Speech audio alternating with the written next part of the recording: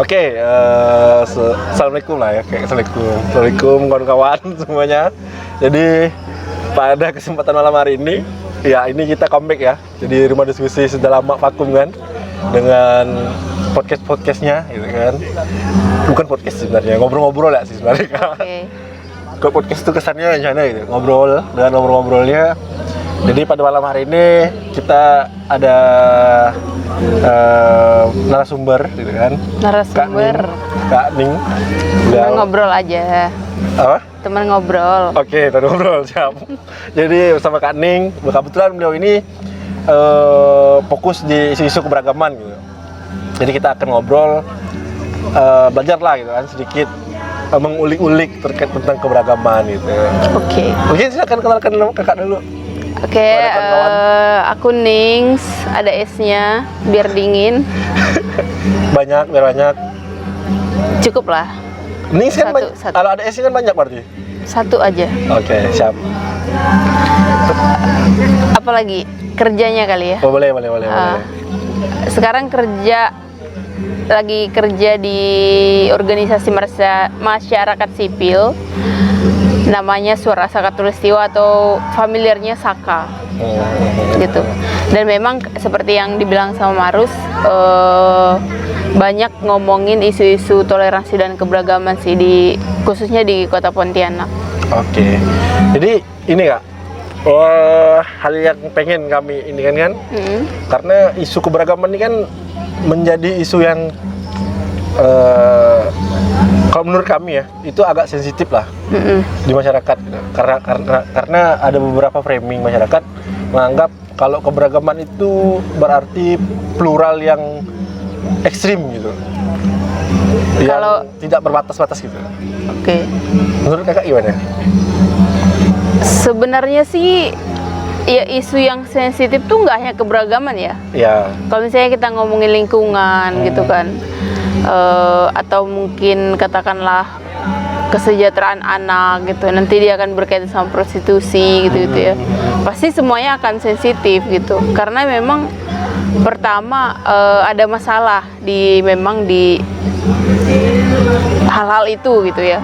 Sama halnya juga dengan keberagaman, tapi ngomongin keberagaman tuh nggak selalu melulu ke isu sensitif atau ke hal-hal yang berkaitan dengan masalahnya sih, karena kan keberagaman tuh sesuatu yang apa ya, alami gitu loh. Pasti niscaya tuh ada gitu, semua hal tuh beragam gitu, muka kita gitu kan, agama kita, suku kita, apalagi semuanya makhluk hidup beragam gitu kan. Ya. Cuman kan gini, cara kami lah termasuk masyarakat lah ya kan. Karena kami juga masyarakat kan. Sama aku. Masyarakat. Jadi kalau kita di Indonesia nih, khususnya karena kita di Pontianak nih kan sekarang kan, banyak sekali lah perihal keberagaman ini yang tadi saya katakan, kenapa saya katakan sensitif. Misalnya contoh pada acara ritual-ritual keagamaan, ritual-ritual adat dan segala macam. Cuman kalau adat sih mungkin agak kurang lah. Cuman paling sensitif itu permasalahan keagamaan, ritual keagamaan yang pasti ada terus, terutama Natal misalnya kan, dan segala macamnya gitu. Jadi menurut kakak tuh apa sih yang perlu masyarakat tahu dulu gitu? Hal terkecil, hal terdasar gitu. Apa sih tentang keberagaman selain yang tadi kakak sampaikan gitu? Pertama, karena dia adalah hal yang alami, niscaya pasti akan selalu beragam gitu kan. Memang dia kalau kita tidak bisa atau tidak mampu mengkomunikasikan yang beragam ini dengan baik, dia akan cenderung lah menimbulkan konflik gitu. Tapi kalau orang-orang yang berkecimpung di dunia juga percaya sih bahwa konflik itu juga sesuatu hal yang ya lazim lah, biasa lah itu terjadi. Dan kadang diciptakan kan? Kadang malah diciptakan gitu.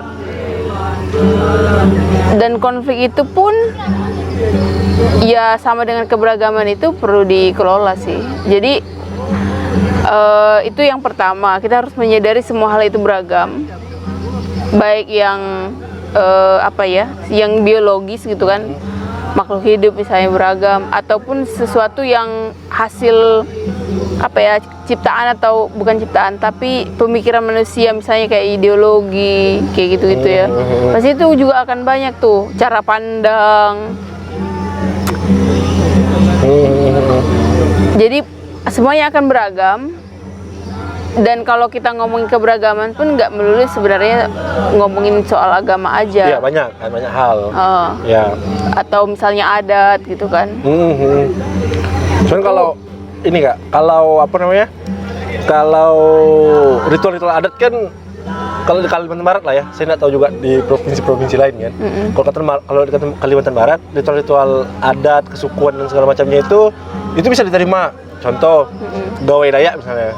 Di acara gawai itu nggak semuanya orang Dayak itu. Ada orang Melayu, ada orang Jawa, ada orang ini campur-campur.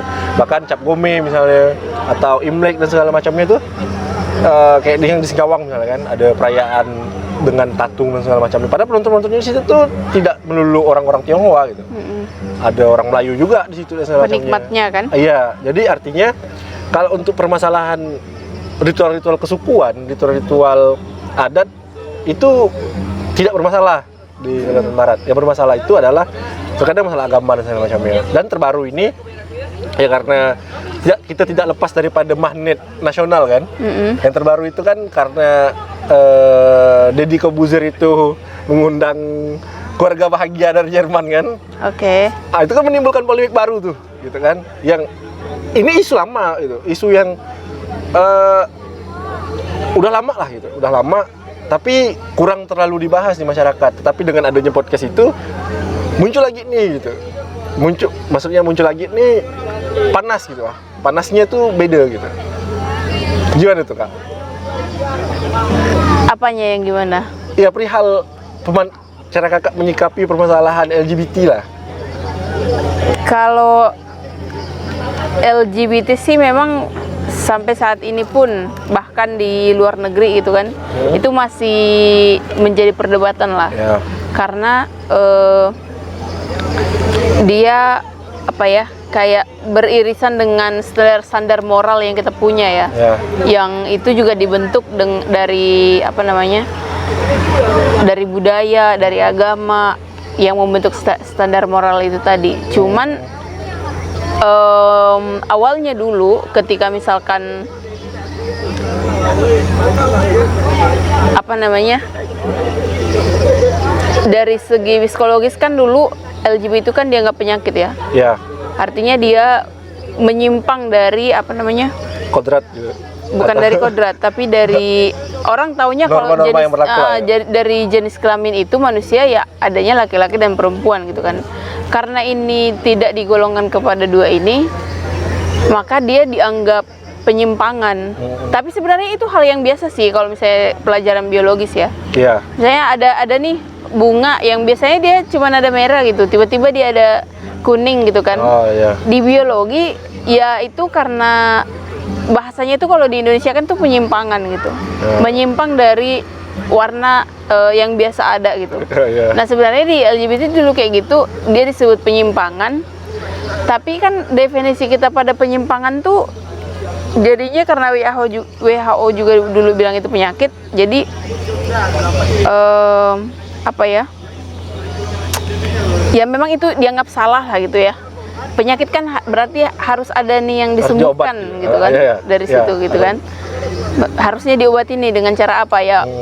Banyak orang tuh punya pendapat lah, dengan ada katanya dengan cara agama, ada katanya dengan apa namanya, lingkungan pergaulan dan lain sebagainya. Cuman makin kesini dilakukan lagi riset dan lain-lain, ya kalau dari WHO bilang udah bukan penyakit nih gitu. Jadi sekarang kategorinya ya memang bukan penyakit gitu. Orang-orang yang apa namanya ada di isu itu bilang bahwa ya memang ada gitu. Ada yang bukan laki-laki dan bukan perempuan tuh manusia tuh ada gitu. Jadi itu oke, misalnya ini nih. Jadi ada dua pembahasan yang saya bahas itu. Pertama itu kenapa saya tanyakan permasalahan LGBT kan? Karena menurutku secara pribadi, hal yang dilakukan Deddy Kobuzer misalnya kemarin itu kan bukan bentuk dukungan, dia hanya mempertanyakan kayak gini loh, bukan memperkenalkan dalam kategori mengkampanyekan, enggak, tapi lebih ke ini loh kehidupan mereka, sanksi sosial seperti ini dan segala macamnya kan, kayak gitu. Iya. Tapi masyarakat responnya berbeda gitu kan. Respon masyarakat seolah-olah barang ini mengkampanyekan dan segala macamnya gitu kan.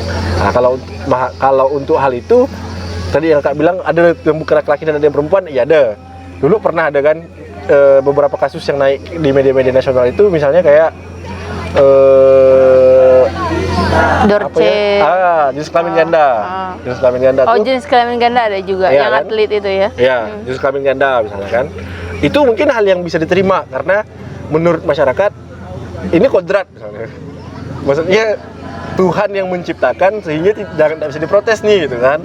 Tapi kalau misal kayak LGBT misalnya, itu kan bukan kodrat gitu Pak. Karena gimana tuh maksud kodrat tuh yang gini. Kayak tadi kan, kayak jenis kelamin ganda itu kan dia memang udahlah ya kan. Karena fisik ya. Itu fisik. Maksudnya bisa nih dapat dilihat dengan mata gitu kan. Dan memang ya udah gitu kan. Itu kehendak Tuhan misalnya kan. Kalau untuk LGBT misalnya, anggaplah bahasanya itu transpuan misalnya. Ini kan kalau bahasa kasarnya bencong misalnya kan. Kan enggak ada misalnya bayi yang baru lahir nangis perempuan gitu misalnya. Kayak gitu. nangis yang kebencong-bencongan gitu kan enggak ada gitu. Malah hal itu kan tercipta dari lingkungan misalnya. Belum tentu sih dia tercipta dari lingkungan. Ada kasusnya. Tapi kalau bahas LGBT memang gimana ya? Aku kurang mendalami ke situ sih sebenarnya. Dan kita sih lebih kepada frame keberagamannya sih. Bagaimana masyarakat seharusnya melihat gitu. Cuman gini, kalau aku pribadi itu percaya kalau misalkan itu tadi ya, misalnya berkelamin ganda itu memang dia bisa dilihat dengan mata sehingga kita berpikir bahwa ya memang dia secara biologis gini gitu ya, ada fisiknya.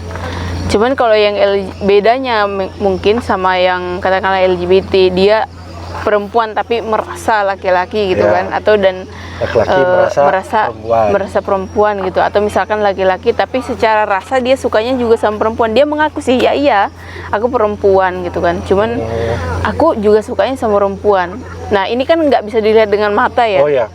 Hanya apa ya, dia kayaknya abstrak gitu, tapi memang yang abstrak itu ada gitu loh. Kayak gini, pemikiran sama otak itu fisiknya kan, tapi kita percaya bahwa otak itu menghasilkan pemikiran itu kan juga kata benda ya, dan itu juga tapi dia abstrak gitu.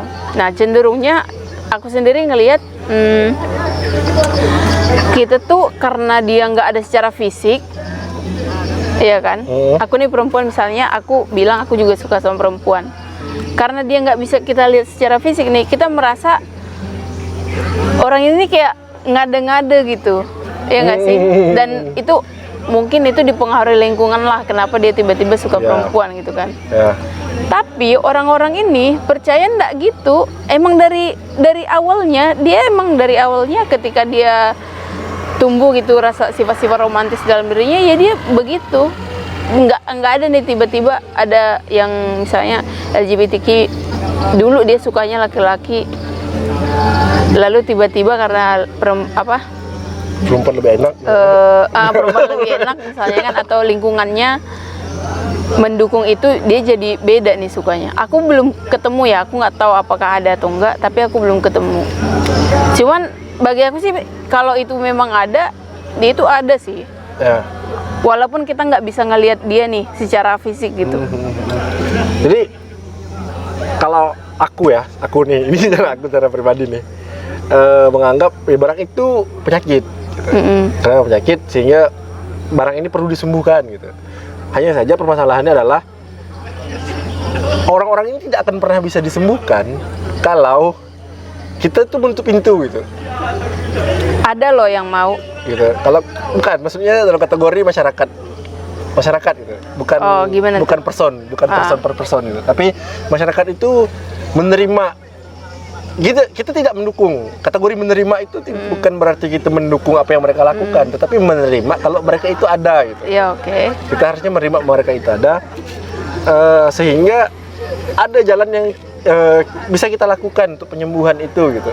Kayak si siapa Ragil kemarin kan bilang kan sebenarnya mereka ada gitu di sekeliling kita, oleh karena masyarakat itu sanksi sosialnya itu berat sekali sehingga banyak orang yang tidak mau mengakui gitu. Sehingga gini loh, saya sakit nih misalnya kan, saya punya sakit usus misalnya atau lambung atau apalah gitu kan, saya tidak pernah ngasih tahu nih, orang sekitar pun tidak akan pernah mencoba untuk menyembuhkan gitu kan, kayak gitu.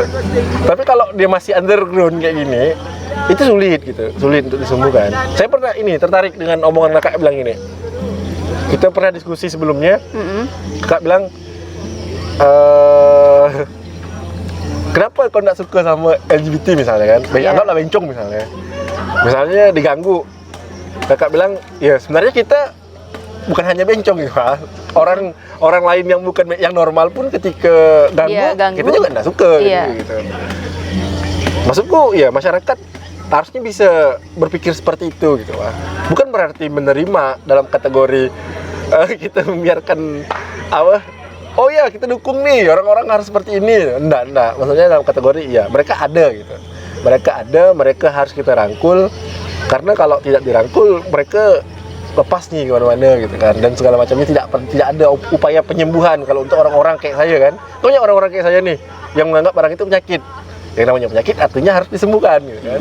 Tapi kalau masyarakat menganggap itu penyakit tetapi tidak mau menyembuhkan, artinya kan zolim gitu. Zolim dalam arti kata, kau udah tahu orang ini sakit, tapi kau nggak mau menyembuhkannya gitu. Tidak ada upaya penyembuhan gitu kan.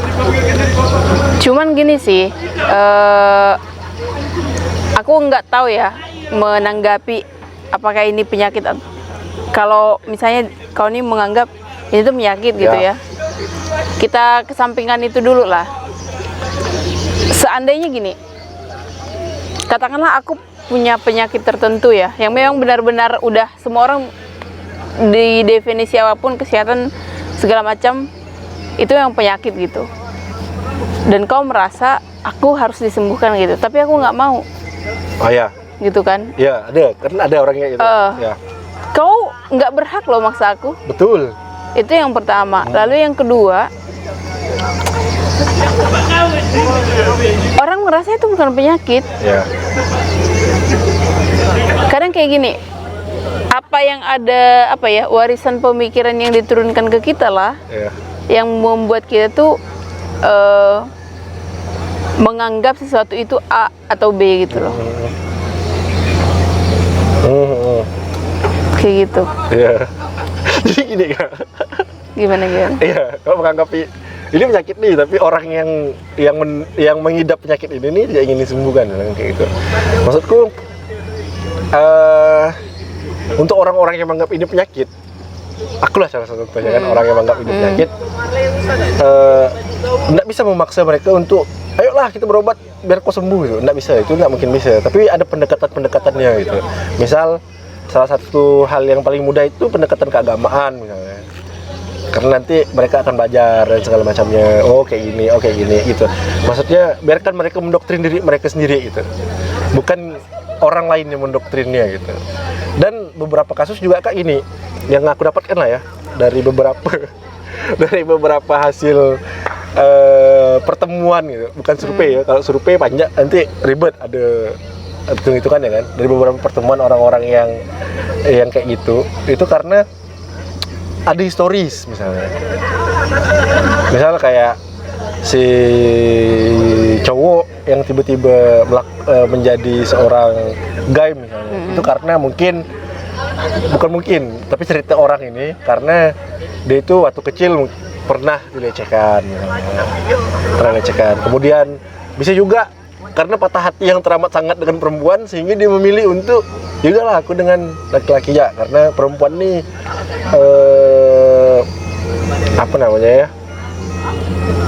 udah buat dia kecewa, menyakitin lah gitu. Wah, semua perempuan tuh sama aja. Udah buat dia kecewa gitu kan. Menutup kan kayak kurang lebih kayak kepercayaan gitu, lah perempuan gitu kan. Nah itu kan sebenarnya kalau dari beberapa hal yang ya meskipun tidak semua orang ya, tidak semua orang, tapi beberapa orang yang saya kenal dengan historisnya seperti itu, artinya kan seharusnya bisa nih gitu. Tapi memang ada, itu bukan cerita dari katanya ke katanya ya? Iya. Beneran ketemu nih orangnya. Saya ketemu orangnya. Bilang bahwa aku misalkan jadi gay karena kecewa gitu ya? Iya.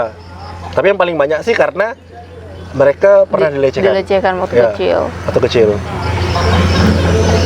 Aku nggak tahu apakah kasus seperti itu memang ada, tapi dari beberapa ini ya kajian-kajian yang dilakukan, yang aku tahu dan pernah dengar-dengar kesaksian juga, biasanya orang yang katakanlah LGBTQ itu karena mereka belum come in. Jadi ada dua istilah tuh kan, come in sama come out. Come in artinya kita diajarin gitu ya, bahwa kamu itu laki-laki dari kecil, misalnya kamu laki-laki atau kamu perempuan itu begini, didefinisikan lah ya perempuan gitu. Tapi dia merasa kayaknya aku bukan perempuan deh gitu, walaupun dia secara fisik jenis kelaminnya perempuan gitu. Lalu di dalam pengalaman hidupnya, maksudnya proses hidupnya, dia menyangkal bahwa dia itu dia selalu kayak, ya aku nih perempuan, tapi ada perasaan yang lain gitu loh, yang tidak biasalah dialami perempuan gitu. Tapi dia menyangkal perasaan-perasaan itu, hingga akhirnya dia ada satu titik, biasa kan ada titik jenuh ya manusia itu, dan titik puncaknya gitu.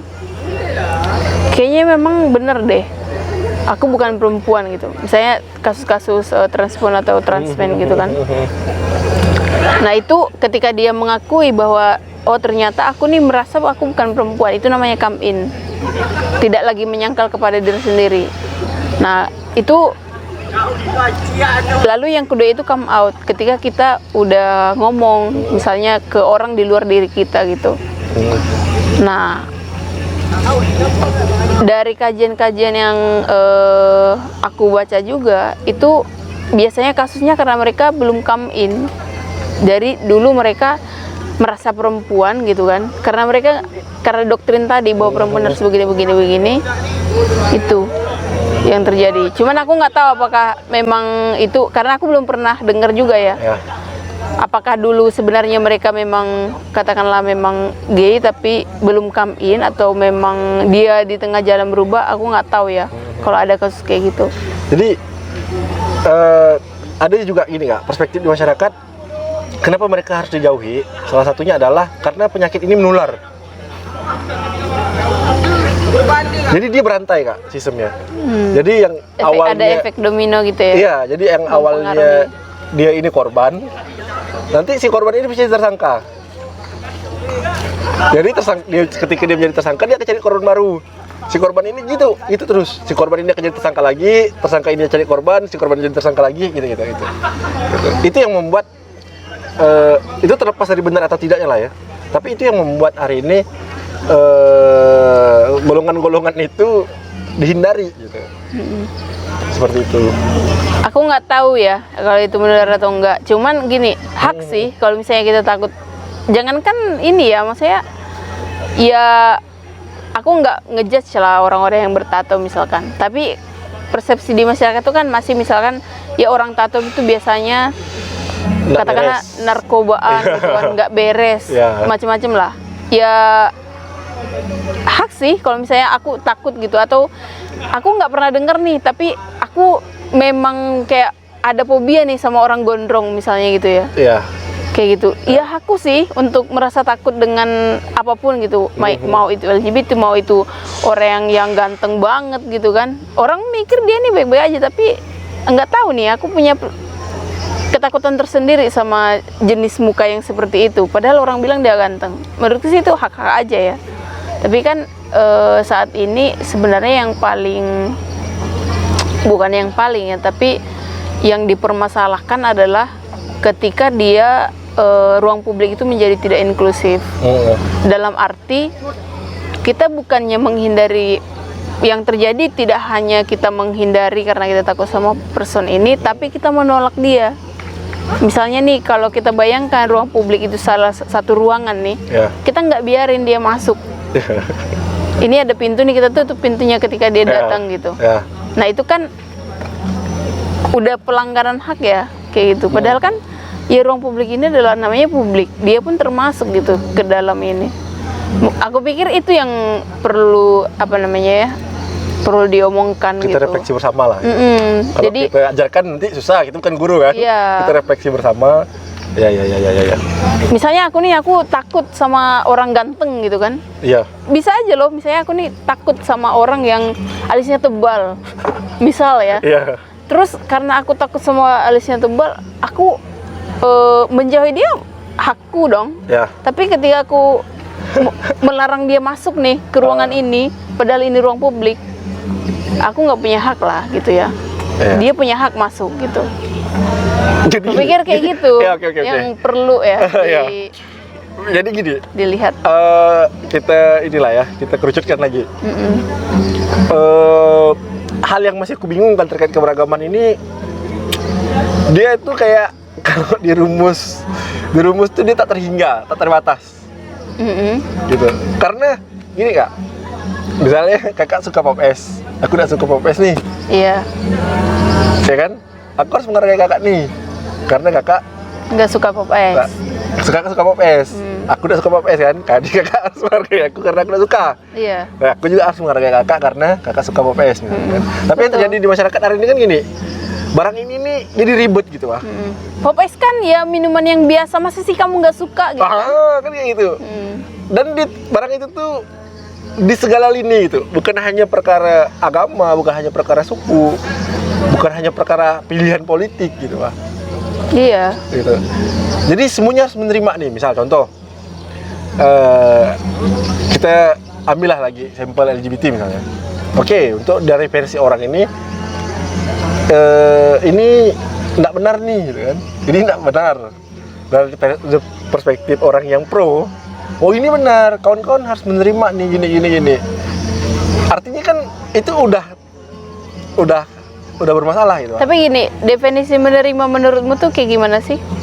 Menerima. Misalnya kalau ada orang bilang kita harus menerima LGBT, itu apa yang kau pikirkan? Kalau aku sih frame dalam arti gini, menerima itu mengakui keberadaan mereka gitu. Tapi tidak dengan mendukung aktivitas yang mereka lakukan. Bukan aktivitas normal ya, aktivitas yang tidak normal yang mereka lakukan gitu. Emang apa sih aktivitas tidak normal yang mereka lakukan? Aktivitas normal itu sesuai dengan norma-norma yang berlaku di masyarakat gitu. Aku juga pernah sih ngomong kayak gini sama orang ya. Kenapa sih orang tuh takut sama LGBT gitu? Kenapa lah menurutmu? Kau sendiri lah. Aku enggak sih, aku takut. Kau nggak takut ya? Nggak takut. Tapi itu tadi tuh, aku masih penasaran tuh sama aktivitas normal tuh. Itu apa tuh maksudnya? Aktivitas normal itu normal dan tidak normal. Yang lumrah dilakukan apa di tuh? masyarakat. Misalnya apa? Makan, tidur misalnya kan, itu kan aktivitas normal. Oke. Kita lanjut, nyambung. Jadi kita sampai di Amerika. Sampai di keberagaman itu adalah menurut perspektif kami adalah menerima orang yang tidak menerima. Artinya paham-paham apapun harus diterima, bahkan radikal sekalipun harus diterima. Gimana? Bisa. Karena gini, ada dua hal. Kalau kita misalnya ngomongin terkait keberagaman, dia ada dua ya. Saya orang yang radikal sekali bisa kita terima gitu ya. Konteksnya radikal itu ada dua ya. Yang secara fisik atau secara pikiran. Misalnya gini, aku menganggap kalau aku itu Tuhan, radikal nggak tuh? Kalau come in, nggak salah. Ya aku menganggap aku nih Tuhan. Jadi kalau kata sampaikan ke orang itu salah. Jadi aku ngobrol nih di ruang private ya. Saya ke kau lah. Terus sebenarnya aku ini Tuhan. Nggak masalah. Nggak masalah kan? Oh, harus diterima dong? Iya. Bukan harus ya, tapi itu hal yang Bisa diterima. bisa diterima. Iya. Tapi ketika misalnya tindak radikal itu didefinisikan sebagai tindak, ya ada nih orang yang berbeda sama kita. Lalu karena dia beda nih, dia salah dosa gitu. Ayo, aku ngajak dia orang, kita gongkin gitu kan. Bisa diterima. Makanya kalau misalnya masalah penerimaan itu ada dua sih. Dia yang berkaitan dengan pikiran atau ide segala macam, atau dia yang berkaitan dengan tindakan. Yang mana dulu nih yang kita ngomongkan. Juga kalau misalkan tadi kan kita ngomongin juga ya, ada dua hal tadi, kayak misalkan apa sih yang kita males lah katakan dengan LGBT itu di pikiran kita yang mereka melakukan seks bebas gitu. Kita tahu dari mana? Pertama kita tahu dari mana gitu. Sedangkan di sekeliling kita nih juga banyak kok orang yang melakukan seks bebas. Iya kan? Iya. Tapi kadang kita tuh kayak ada standar ganda gitu loh. Kalau di LGBT udah pasti nih seks bebas. Padahal aku nggak tahu ya apakah sebenarnya yang orang males itu adalah seks bebasnya gitu.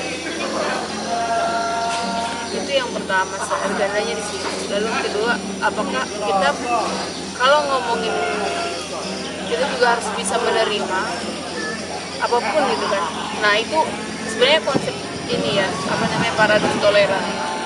Itu ada paradoks toleransi itu biasa, itu sering diomongkan ketika misalkan ngomongin hal-hal yang tadi itu, misalnya dia melakukan tindakan-tindakan ekstrim gitu. Salah satu yang biasanya itu menjadi bahan perbincangan paradoks toleransi itu adalah ini mutilasi sunat perempuan. Kan di luar negeri ada, di Afrika itu ada yang ekstrim ya. Ada yang dioperasi lalu dimasukin tanah liat vaginanya gitu kan. Lalu kemudian dijahit sesempit mungkin katanya. Ada macam-macam lah. Jadi bisa teman-teman cek sendiri lah di internet. Jadi sejenis sunat pada perempuan yang ekstrim dan banyak sekali makan korban sampai meninggal. Di Indonesia? Di Indonesia memang praktis kayak gitu, aku belum pernah ketemu ya kalau di Indonesia. Yang ekstrim ya? Kalau yang normal sih? Yang bukan normal bukan maksudnya. normal, tapi sunat perempuan itu masih ada di Indonesia, ya. Tapi tidak se-ekstrim yang diprotes di negara-negara lain. Ya.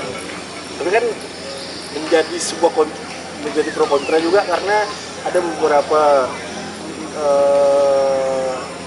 sebutlah sekelompok orang yang mengatakan itu adalah bentuk pelecehan, kekerasan seksual. Ketika itu ada diperingati tuh penolakan pada sunat perempuan, itu aku lupa tanggalnya, teman-teman bisa cek. Nah di situ di hari peringatan itu biasanya kita tuh ngomongin paradoks toleransi. Jadi seberapa gimana sih kita tidak mentoleran sesuatu gitu. Kan kita ngomongin toleransi nih, kita harus mentoleran apapun gitu kan. Tapi bagaimana sih kita tuh ngomongin kalau ada hal-hal yang katakanlah udah nyakitin, apakah kita harus toleran juga pada itu? Tidak mentoleransi sesuatu gitu. Itu adalah bentuk dari toleransi. Misalnya juga pemerkosaan pada hewan. Apakah kita, kalau misalnya kita ngomongin kita harus toleran nih, apakah kita bisa mentoleransi itu? Nah pada akhirnya ada toleransi itu kayak, aku nggak tahu definisi yang paling pas, tapi kayak ada pembatasan. Ketika dia katakanlah udah memakan korban, tidak dilakukan dengan konsen, artinya persetujuan pemerkosaan hewan, misalkan kita nggak tahu nih si hewan ini sebenarnya terluka atau enggak gitu, ya kan? Karena kita nggak mengerti bahasanya gitu ya, kalau kita ngomongin hewan. Nah, apakah pemerkosaan pada hewan bisa ditoleransi? Atau orang yang secara jangankan LGBT lah, yang itu bisa ke hal lain juga ya. prinsip ini kan prinsip pikiran sebenarnya ya. Kalau ngambil bentuk LGBT ini kan agar mudah dicerna saja ya. Iya, karena bukan mudah dicerna juga kasus ini tuh Terus lanjut. kasus ini tuh kan ramai ya. Oke. Gitu. Oke. Jadi nggak hanya LGBT aja. Oke. Lanjut Kak. Gini. Ada jokes gini Kak, jokesnya. Jokes orang yang menolak keberagaman lah ya. Jokesnya gini. Sekarang itu bukan kita yang berubah ya, tetapi mindset orang yang harus kita rubah. Jadi gini, misal aku nih menyimpang. Maksudnya kita nih orang yang mendukung atau menolak keberagaman? Kita orang yang bikin jokes ini siapa? Orang yang menolak. Oke. Nah, buat di grup jokes ini orang-orang yang menolak. Jadi dia bilang ini, dalam beberapa hal itu kan kadang-kadang kita harus menyesuaikan dengan norma yang berlaku, dengan tradisi, kesepakatan hukum, adat budaya yang ada di lingkungan kita lah. Pastinya gitu. Di mana langit dipijak itu, di mana bumi dipijak itu lagi dijunjung. Kalau sekarang itu, kalau orang-orang aktivis keberagaman itu berbeda gitu. Mereka yang berubah menyesuaikan kondisi gitu, menyesuaikan di mana bumi yang mereka pijak, tetapi lebih ke bagaimana kita melakukan sebuah gerakan agar berubah orang-orang ini merubah mindsetnya sehingga menerima itu gitu. Pertama, pepatah ya, itu pepatah bukan sih?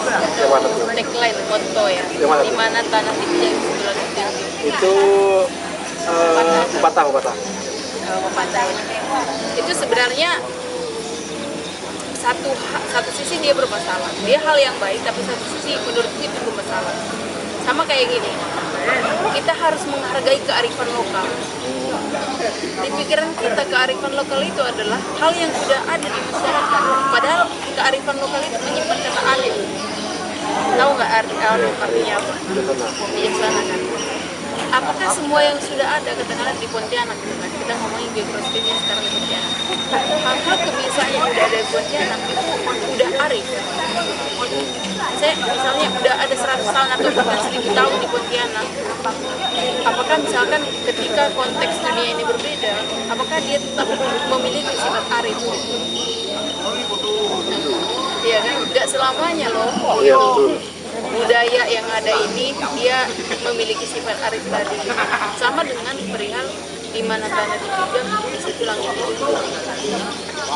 Itu hal yang sangat bagus ya. Aku sangat percaya lah bahwa kita harus melestarikan budaya yang maksudnya itu kan menyimpan sejarah peradaban kita ya, untuk mengenali kita ini siapa sih, kenapa sih kita ada di daerah ini.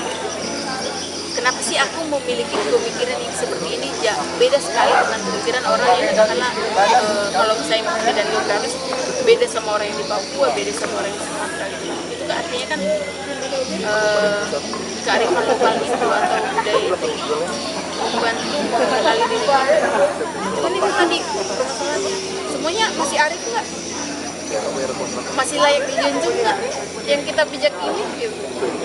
Nah, disitulah kenapa menurutku juga dibutuhkan kedinginan pikiran untuk mendiskusikan ya dan mengkomunikasikan itu membuat lingkungan yang aman untuk setidaknya mempertanyakan gitu, menurutku ini masih arif nggak sih gitu. Tidak semerta-merta kita bilang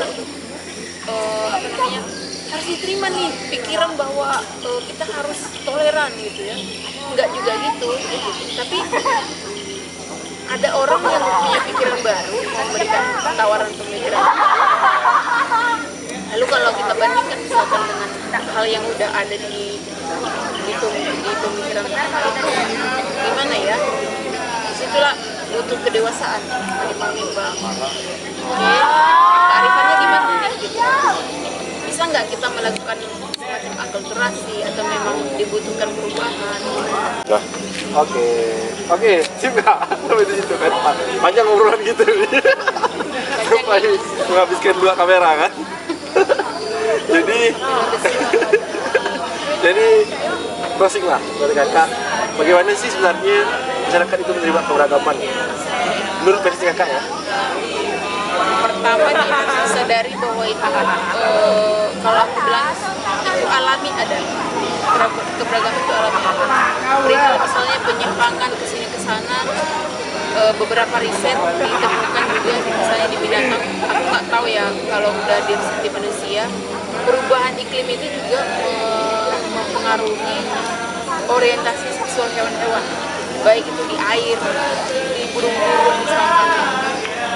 Bahkan terjadi gitu, hewan yang aku nggak tahu mereka ini punya selera koral atau enggak gitu ya. Aku nggak tahu lah, kayaknya nggak ada gitu ya. Iya. Karena mereka setahu bukan yang berakal budi gitu istilahnya ya. Sekali lagi aku nggak tahu mereka ini punya selera koral atau enggak, tapi mereka berubah gitu. Dan itu diteliti alasannya itu karena perubahan iklim juga ada. Jadi kita ini yang biologis ini bermutasi.